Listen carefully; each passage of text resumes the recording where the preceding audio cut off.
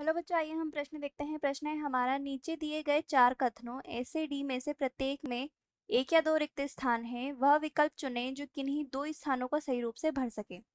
इसके लिए हमें पहला कथन दिया है, तितली और पक्षियों के पंख देखने में समान होते हैं और यह एक विकास का परिणाम है। दूसरा कथन है, मिलर ने दर्शाया कि मीथेन, हाइड्रोजन, अमोनिया और एक फ्लाक युक्त फ्लास्क में जब इलेक्ट्रिक डिस्चार्ज कराया जाता है तो इसके फलस्वरूप दो बनता है। तीसरा है, वर्मीफॉर्म अपेंडिक्स एक अंग है और दो विकास का एक प्रमाण है।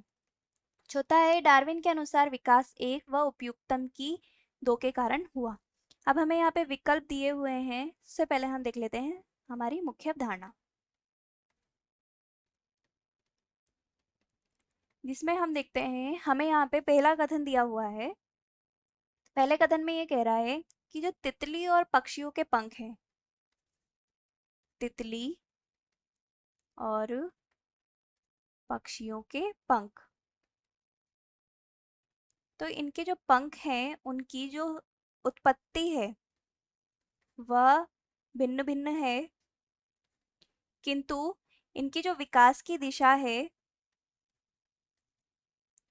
वह समान है। यानी कि ये दोनों उड़ने के, इनके जो पंख है वह उड़ने के सहायक होते हैं।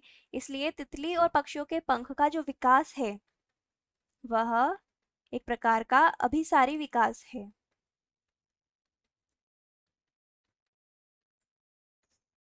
दूसरा हम देखते हैं, दूसरा कथन हमें दिया गया है, मिलर ने दर्शाया कि, तो मिलर ने जो प्रयोग किया था उसके अंदर उसने 4 गैसें ली थी।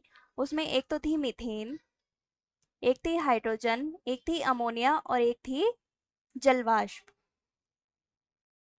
यानी कि वाष्पित रूप में जल को उसने लिया था और फिर जब इनका इलेक्ट्रिक डिस्चार्ज उसने कराया था तो इसके फलस्वरूप न्यूक्लियोसाइड का निर्माण हुआ था, जो कि न्यूक्लिक अम्ल होता है। इसके बाद हम अगला विकल्प देखते हैं, अगला कथन देखते हैं, वह उसमें है जो वर्मीफॉर्म अपेंडिक्स है। तो वर्मीफॉर्म अपेंडिक्स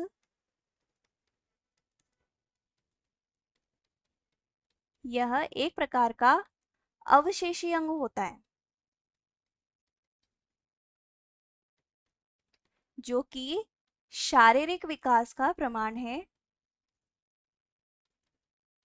पूर्वजों में वर्मीफॉर्म अपेंडिक्स पाई जाती थी, परंतु वर्तमान में इसका कोई कार्य नहीं है और यह शारीरिक विकास का प्रमाण है। तीसरा है, तीसरे के बाद चौथा है, चौथा कथन है डार्विन के अनुसार विकास। तो डार्विन ने जो कथन दिया था प्राकृतिक चयन का, उसमें उसने बताया था कि जो विकास है वह उपयुक्तम की उत्तरजीविता, उसके लिए उसने बताया था उपयुक्तम की उत्तरजीविता, और यह होता है छोटी विभिन्नताओं।